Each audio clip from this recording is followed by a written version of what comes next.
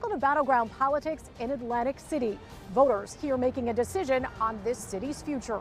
Mayor Marty Small is running for re-election. His opponent in the Democratic primary is former union leader Bob McDevitt. I talked to both men about the current state and future of Atlantic City, including safety, marijuana, and finances, with the city still under state oversight. This race comes as Mayor Small and his wife are also facing charges in an alleged abuse case involving their teenage daughter. They've both pleaded not guilty. I also talked to the mayor about that case. We start with my interview with Atlantic City Mayor Marty Small. Mayor, it's great to see you. Thank you for taking some time. Yes, no problem. It's a great day here in the city of Atlantic City. Can we say great day?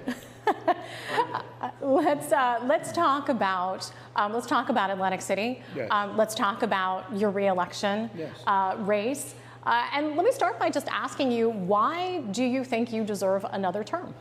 Because of the progress that we made. I don't use words like deserve because how I was brought up. I was taught to earn everything, and we definitely earned everything that we have. I've earned another opportunity to service the residents here in the great city of Atlantic City with all of the things that we said that we were going to do, we got done, be it finances. 6 straight years we've had a tax decrease. Moody's and Standard & Poor's of Wall Street are raving about our position. We're one step away from investment grade.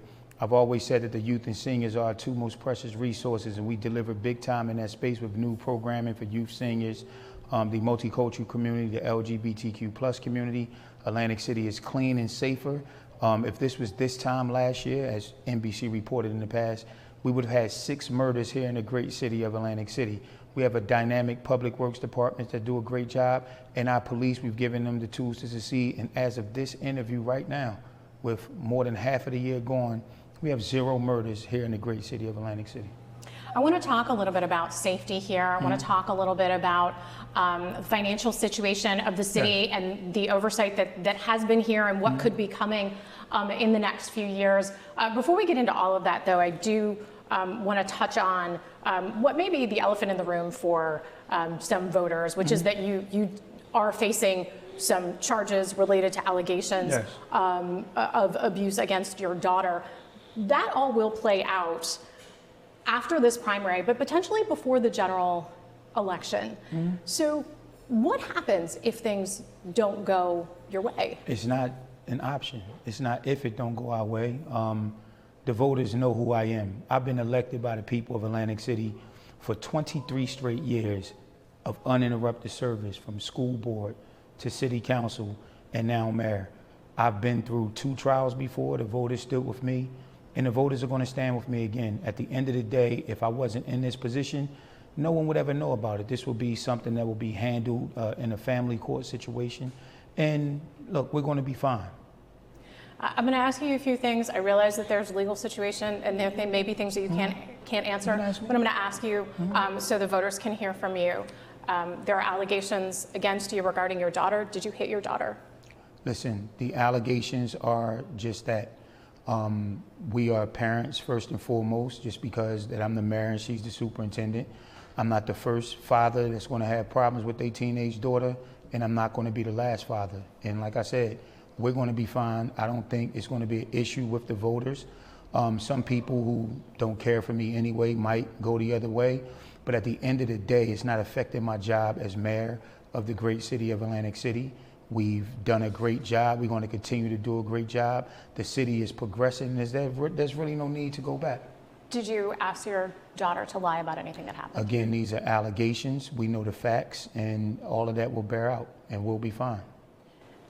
What do you say to voters who may look at all of this and question your judgment?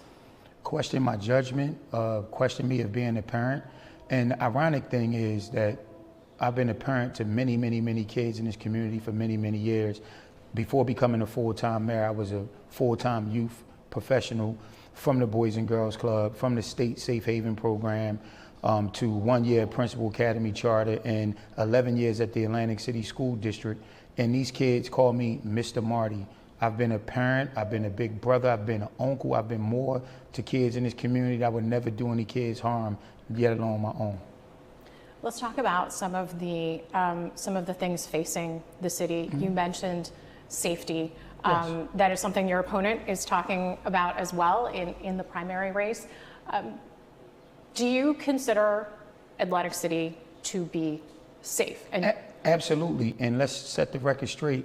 My opponent isn't talking about safety. All he says is clean, safe streets. But when you ask him to articulate his plan of how do you get to clean, safe streets, he just says, well, that's what you need first and everything else will follow. Like, that's not conducive for a person that wants to be mayor of the great city of Atlantic City. I say it all the time. You can't put on training wheels and be mayor of the great city of Atlantic City. We've done the job, we're going to continue to do the job, and we're going to continue the plans that we have. The city is progressing in a great direction, and this is where we are. Where, if you were to be reelected, you said your city is progressing in a great direction. Absolutely. Let's talk about the safety. Let's talk about cleanliness in the city. Yes, we can. Where will it be? Let's Listen. say a year after you win reelection. Listen, it's going to continue to improve because that's the expectation level that we set for our workers.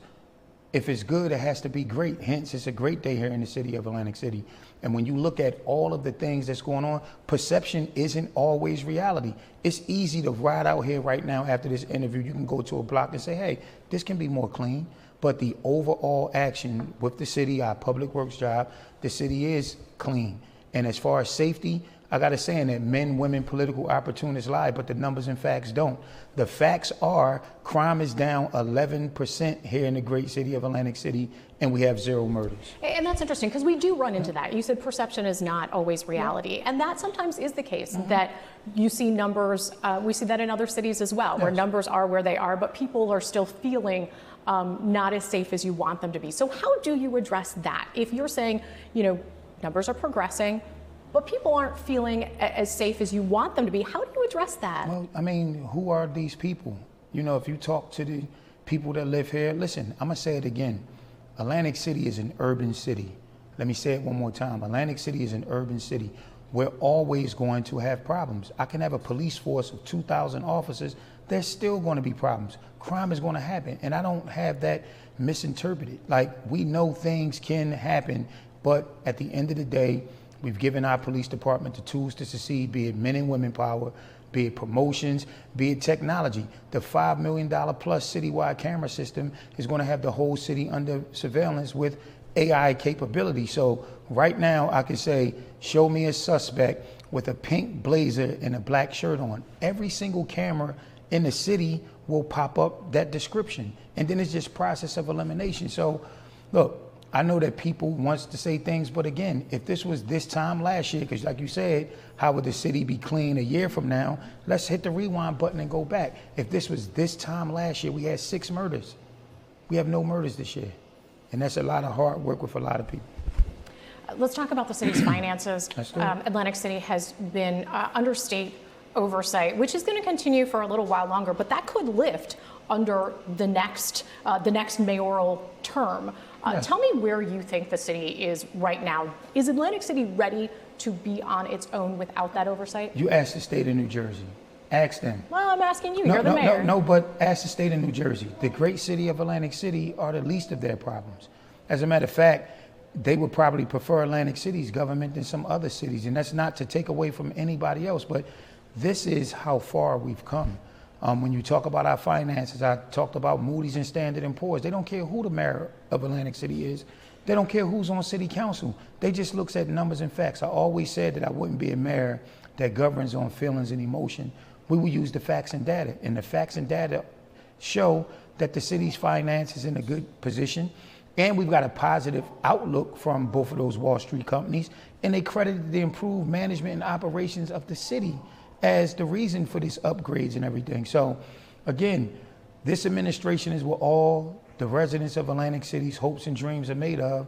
And we telling you on Tuesday, June 10th, or early voting June 3rd through 8th, dream big and vote small and reelect our whole ticket. So do you feel like the city is ready to not have that oversight? Yes, and I will tell you like this, hit the way back machine and see, when I was the city council president, I was wholeheartedly against the state coming in and taking over because the legislation was ugly. It would have made everyone a figurehead. But as you gone from working with the Christie administration to working with the Murphy administration, we have made progress to the point where the state trusts us and we are running the city. We are making decisions, and because of the legislation, yes, we consult with the state and get certain approvals, but at the end of the day, we are ready.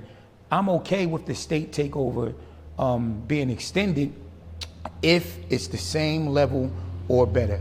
If it's anything less than what we're dealing with now, no. But at the end of the day, if the great city of Atlantic City, this is something that people are not talking about, and this is the people from Philadelphia.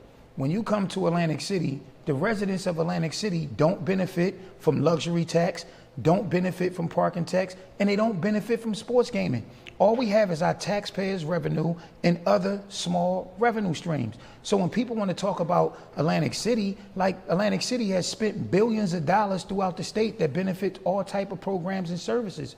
But when it comes to the residents of Atlantic City, we don't have our fair share, and that's something that we're going to work on in a big way when I'm reelected as mayor.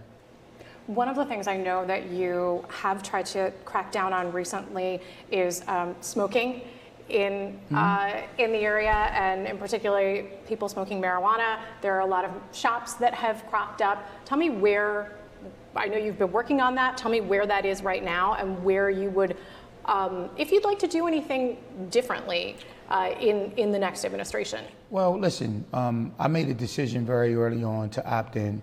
If we didn't opt in, we would have had to wait 5 years. I made an aggressive move, which every mayor up and down the state wanted to kill me, jokingly. But I said, well, put a 5-year moratorium that only marijuana can be in Atlantic City in the state of New Jersey. So I'm a former athlete. I've never smoked a cigarette. I've never smoked a celebratory good cigar. And I have a lot to celebrate in my life. And I've never smoked marijuana. I hate the smell of marijuana. But at the end of the day, it's not about me personally. It's about the greater good for the city. Do you think it was the right decision? Ultimately? Yes, absolutely, it was the right decision. Because at the end of the day, we took dilapidated buildings and repurposed them for dispensaries. Dispensaries are very nice. It's like a department store setup. It's not what people think, like a liquor store where people hang out. No one is hanging out in front of dispensaries and doing different things like that. But at the end of the day, I'm excited about the potential revenue that the taxpayers here in the great city of Atlantic City can get. And people, as far as development, they said that Atlantic City, no one would ever invest personal money here in Atlantic City. That's a bold-faced lie, because we got Betafield development, $3.4 billion happening.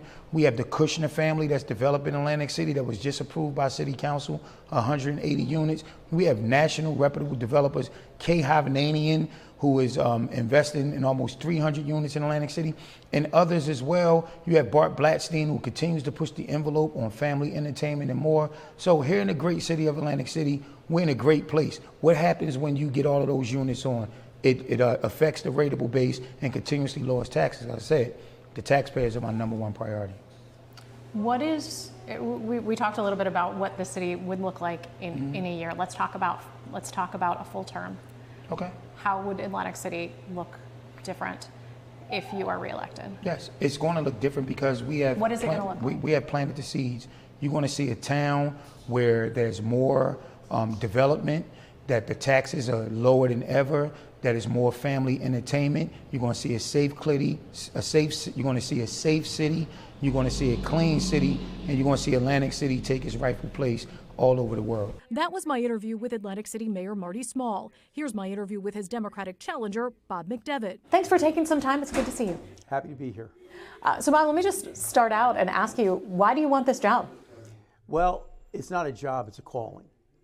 Atlantic City is my home. It's been my home most of my life. And if you look around, you certainly can drive around town and you can see that much of it is in deplorable condition, and it needs to be, needs other people to take control and make decisions that make sense for the residents. Folks know you from your previous life. I see you even have a Unite Here shirt on. That's my union. That's right. You were the head of that union, representing a lot of casino workers, folks who work here in Atlantic City. But this would be different. Tell me how you would approach that. How would you, given what you did before, how would you approach things like business in the city? Well, I mean, business in the city, the problem with business in the city is that the businesses won't come. There are 11 city blocks from the beach to Pacific Avenue, from one end of the island to the other, that are ready to develop and no one wants to develop.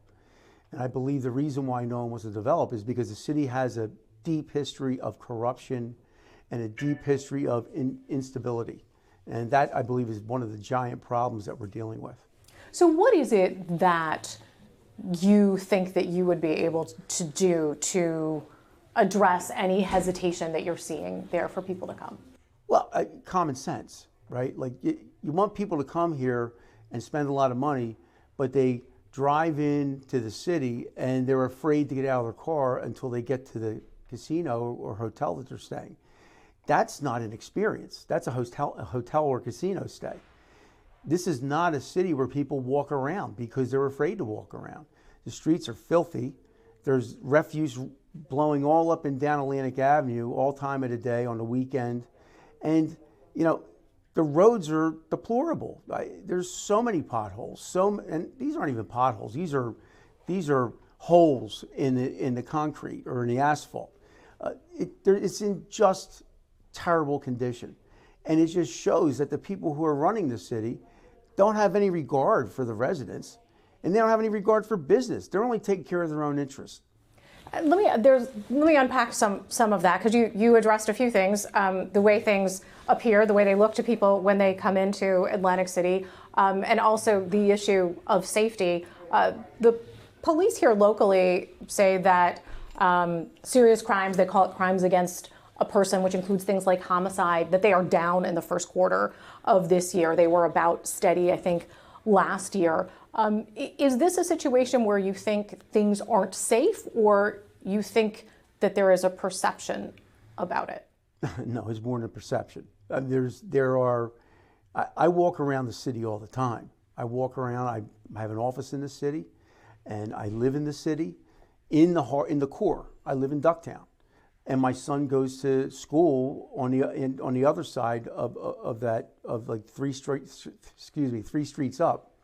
So I'm walking around the city all the time. There are homeless people, there are drug addicted people, there are people who are threatening, and nobody wants to come into town and spend their money in a place where they don't feel comfortable. And it's a very uncomfortable feeling. I'm talking about the walk. I'm not talking about, other parts of town. This is the part that's supposed to be the best part of town. And there are unsavory characters walking through the streets, and they control the mood and the ethos of this city. So what's the first thing that you do to address that if you're elected? We have gigantic problems. But I used this when I was president of Local 54. If I have 10 problems in front of me, I want to know the biggest problem. If I can tackle the biggest problem and get rid of it, half of the other ones will go away on their own because they're related to the biggest problem. So the biggest problem is the streets are not safe. I don't care what that statistic that you read, I'm sure it's a statistic, but I saw a statistic two or 3 days ago where Atlantic City had the worst crime rate out of the 5 worst cities. It just passed Camden.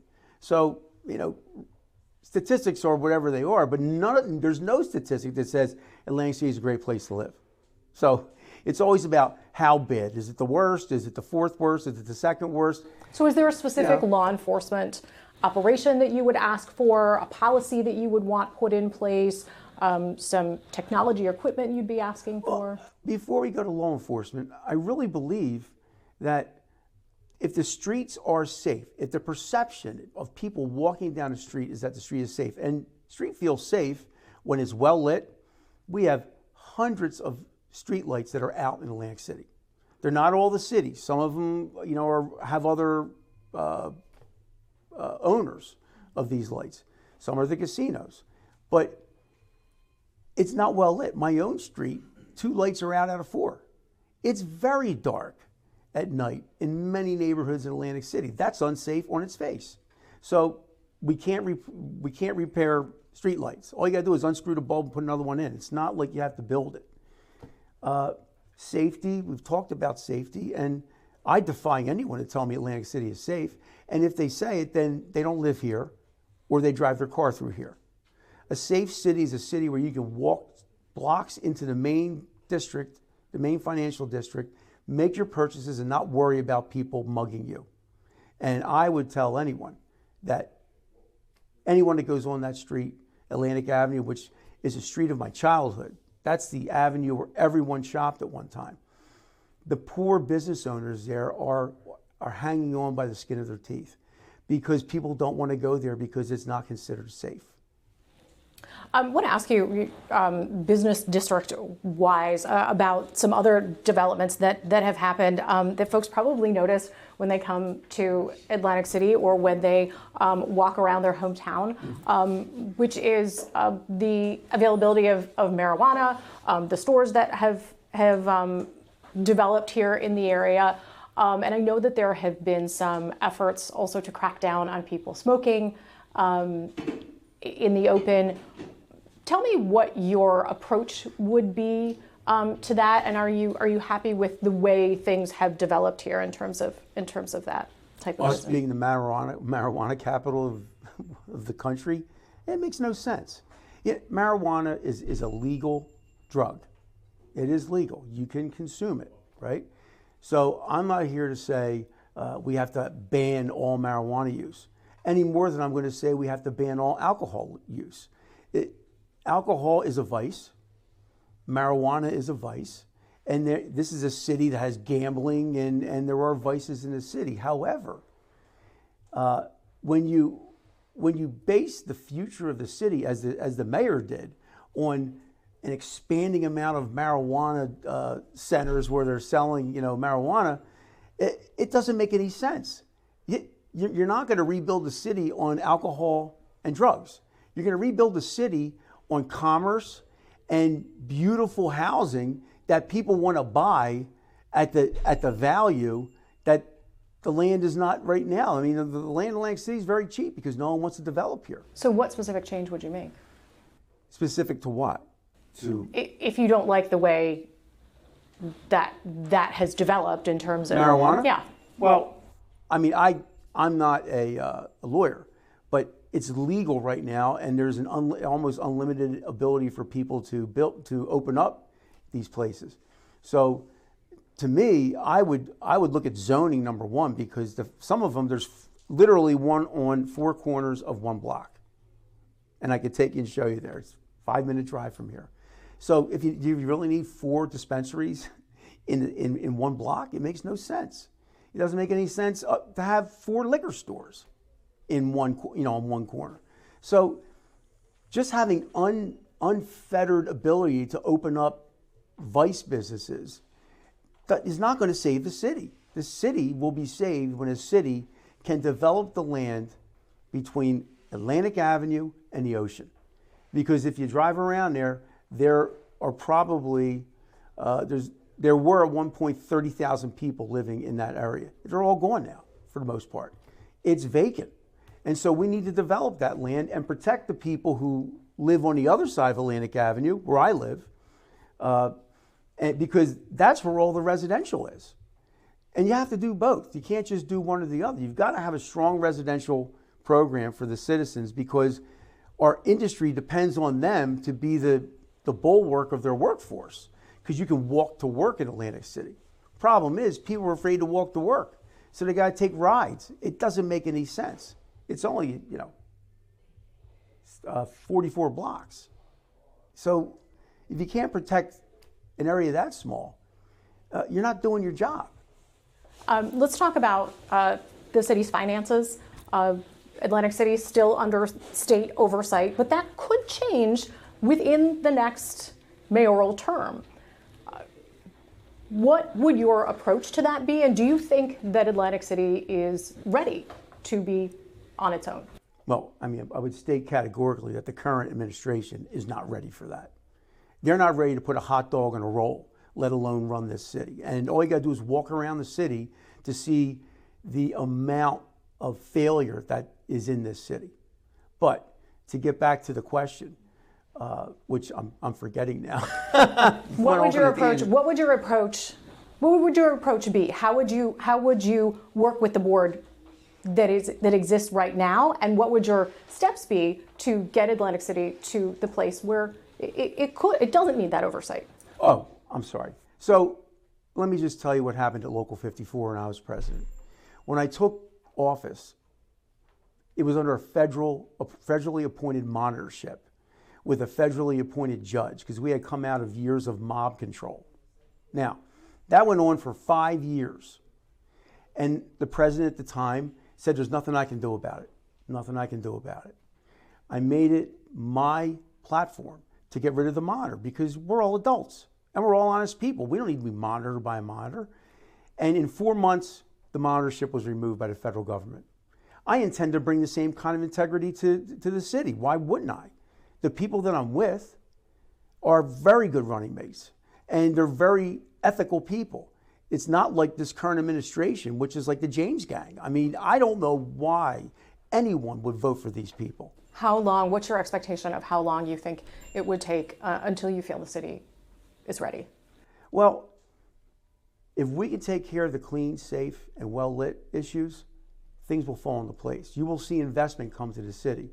There's a lot of wealth sitting on the sideline, developing other projects in places where it's much more expensive, because they don't want to invest their money in Atlantic City. Just because they're rich doesn't mean they want to waste $100 million on development. They need to see stability, they need to see enlightened leadership, and they need to see community involvement from all aspects of the community, not just from one man, Marty Small, and his mind, because everything in Atlantic City is directly connected to him. There's nobody else that has any leadership, so he's responsible for all of this, and the people that follow him around are just as guilty as he is. It's a disgrace. It's a 20-year story. The man's been in office for 20 years. He was a council person, he was council president, and now he's the mayor. And what has he done in 20 years to make the city better? I would tell you that 20 years later, we're worse off than we were then. That was my interview with candidate Bob McDevitt. There's one person running in the Republican primary, Naeem Ahmed Khan, so the winner of the Democratic primary would be expected to face that candidate in November. You can find more Battleground Politics on our website, NBC10.com, on our NBC10 app, our NBC Philadelphia YouTube page, or wherever you get your podcasts.